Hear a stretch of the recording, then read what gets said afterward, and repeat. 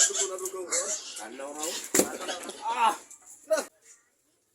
Tas nga paglaybog-laybog kung dirahaw, gabi dito kahin latas malaw.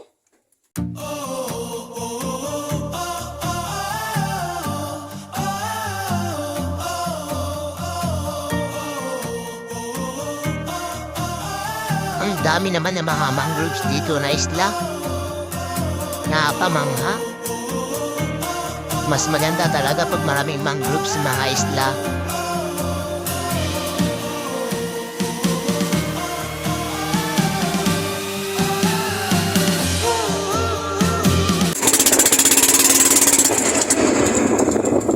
Tapo, namatayan pa ng makina yung bangka na sinasakyan namin.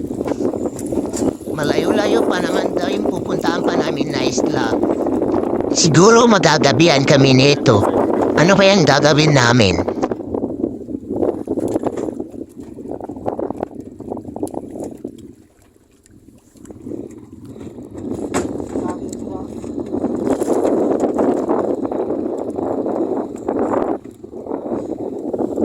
Bugsay na ro.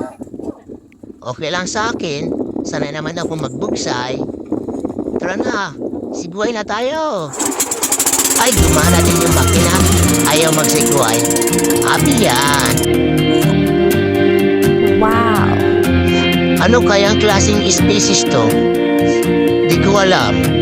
Mukhang ang sasarap. Grabe talaga dito sa Siargao.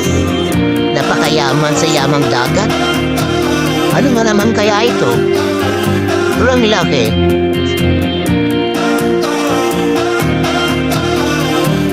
Sobrang laki din naman dito. Wow! Shark daw to. Sabi nila, nahuli niya ng patay na. Bawat naman daw to kunin. Kaso pinuwan lang nila kasi patay na daw. Nung naabutan nila.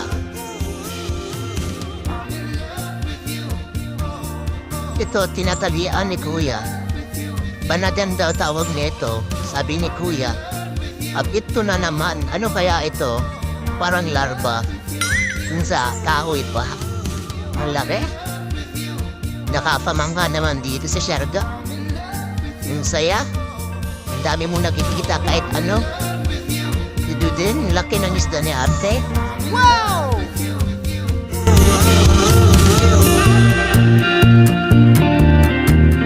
At ito na yung sadya namin dito sa Siargao. Yung mag-evaluate sa puno. Ang ganda dito. Ang titibay ng mga puno. At medyo nakakatakot dito. Ito ay tinatawag nila Lapuñas Lake. Pinapalibutan ito ng dagat sa tuktok ng bundok. At habang naghihintay kami ng high tide, kumukuha muna si Kuya ng talaba. Kasi di kami makakatawid ng dagat. Kasi sumasadsad yung bangka namin. Kasi